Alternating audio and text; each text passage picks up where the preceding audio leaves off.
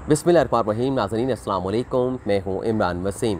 नाज़रीन आज 15 सितंबर है, दिन है बुध का और साल 2021। आज के प्रोग्राम में हम बात करेंगे पाकिस्तान के national hero doctor Abdul Qadeer Khan की, जिन्होंने अपनी कोशिशों और सालों की खिदमत से पाकिस्तान के दिफा को नाकाबिले तस्ख़ीर बनाया था। आज सुप्रीम कोर्ट ऑफ पाकिस्तान में डॉक्टर अब्दुल कदीर ख़ान की नज़रबंदी से मुतल्लिक़ लाहौर हाई कोर्ट के फ़ैसले के ख़िलाफ़ अपील पर समाअत की गई।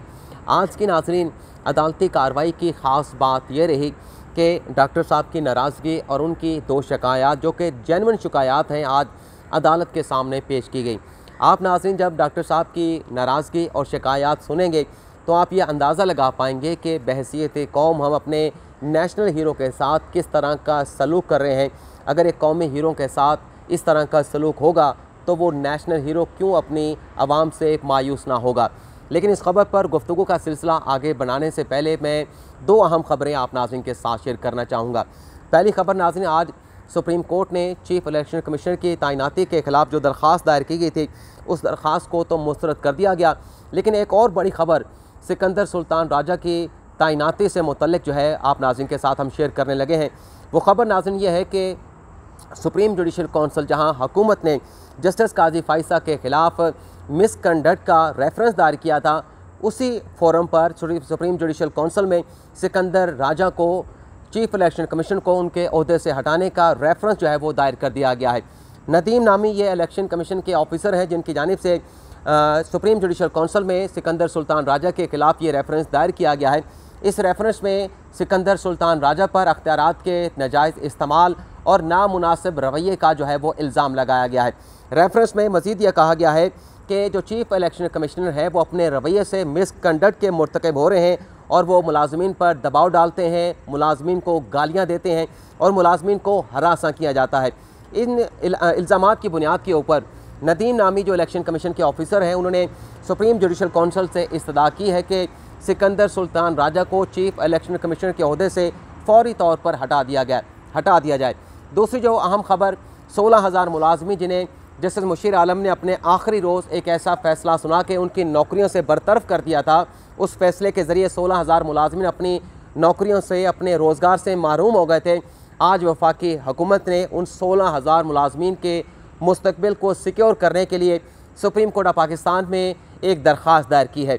यह दरख्वास्त अटॉर्नी जनरल खालिद जावेद खान साहब के ऑफिस की तरफ से सुप्रीम कोर्ट में दायर की गई है। इस दरख्वास्त में अदालत से इस्तदा ये की गई है कि जो अदालत ने 16,000 मुलाजमीन से मुतल्लिक़ फ़ैसला सुनाया है, उस फ़ैसले पर वफाकी हुकूमत नज़र सानी चाहती है और नज़र सानी की दरख्वास्त दायर करने के लिए वफाकी हुकूमत को मोहलत दी जाए। ये दरख्वास्त दायर होने के बाद सुप्रीम कोर्ट के रजिस्ट्रार ऑफिस की तरफ से वफाकी हुकूमत को 2 हफ्तों का वक्त दे दिया गया है कि जस्टिस मुशीर आलम के उस फैसले के ख़िलाफ़ अगर वफाकी हुकूमत नज़र सानी दायर करना चाहती है तो 2 हफ्तों में ये नज़र सानी की दरख्वास्त है वो दायर की जा सकती है। अब हम बात करते हैं अपनी प्राइम स्टोरी पर, अपनी मेन स्टोरी पर, जो डॉक्टर अब्दुल कदीर ख़ान की नज़रबंदी से मुतल्लिक़ सुप्रीम कोर्ट ऑफ पाकिस्तान में केस की समाअत हुई।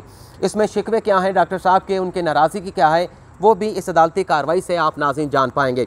आज नाज़रीन जब अदालती कार्रवाई का आगाज़ हुआ, कायम मकाम chief justice of Pakistan justice उमरताब बंदियाल और जस्टिस मोहम्मद अली मज़हर की सरबराही में 2 रुकनी बेंच ने जब अदालती कार्रवाई का आगाज़ किया तो अदालत ने सबसे पहला सवाल ये पूछा, इस्तफसार ये किया गया additional attorney general Sajid Ilyas Bhatti से कि आप ये बताएं कि डॉक्टर साहब की तबीयत कैसी है, क्या डॉक्टर साहब को वेंटिलेटर से उतार दिया गया है।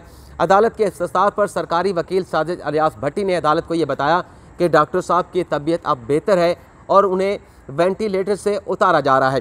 लेकिन जो डॉक्टर साहब के वकील थे शेख एहसनुद्दीन और तौफीक आसिफ, उनकी तरफ से अदालत को यह बताया गया कि डॉक्टर साहब की सेहत ठीक नहीं है, गो कि उनकी तबीयत में बेहतरी आ रही है लेकिन अभी भी उनकी तबीयत नासाज है। लेकिन इसके साथ साथ डॉक्टर साहब का एक शिकवा अदालत तक ये पहुँचाया गया, क्योंकि जो वकील होता है वो अपने मौक्कल की अदालत में नुमाइंदगी करता है और जो भी अल्फाज, जो भी आर्गूमेंट दिए जाते हैं, वो आर्गूमेंट्स और वो अल्फाज जो क्लाइंट होता है वो उसी के अल्फाज समझे जाते हैं। वकला का अदालत में ये कहना था कि डॉक्टर अब्दुल कदीर ख़ान की डेथ से मुतल्लिक़ सोशल मीडिया पे एक फ़ेक न्यूज़ चला दी गई, लेकिन उस खबर के चलने के बाद PTA की तरफ से कोई एक्शन, उस फेक खबर चलाने वाले के ख़िलाफ़ किसी किस्म का एक्शन नहीं लिया गया, जो कि एक कौमी हीरो से मुतल्लिक़ इतनी गलत खबर का चलाने के बाद PTA की जानिब से लिया जाना चाहिए था। ऐसा कोई नोटिस पीटीए की जानिब से जो है वो नहीं लिया गया। लेकिन जस्टिस उमर बंदियाल ने इस गिले के ऊपर जो जवाब दिया वो भी आप नाज़रीन के साथ हम शेयर करते हैं। थोड़ा सा गला बैठा है, गले को दुरुस्त कर लूँ, दोबारा आपकी खिदमत में हाजिर होता हूँ। जी नाज़रीन, कायम मकाम चीफ जस्टिस का कहना था कि सोशल मीडिया पर, यानी वो डॉक्टर साहब के वकील से मुखातिब थे, और जस्टिस उमर बंदियाल का ये कहना था कि सोशल मीडिया पर और कितनी बातें होती हैं, कितनी फेक न्यूज़ चलाई जाती हैं जो गलत होती हैं। आपके बारे में सोशल मीडिया पर क्या चलता है, आपके दोस्तों के बारे में क्या चलता है, इन तमाम बातों को छोड़ें इन बातों को।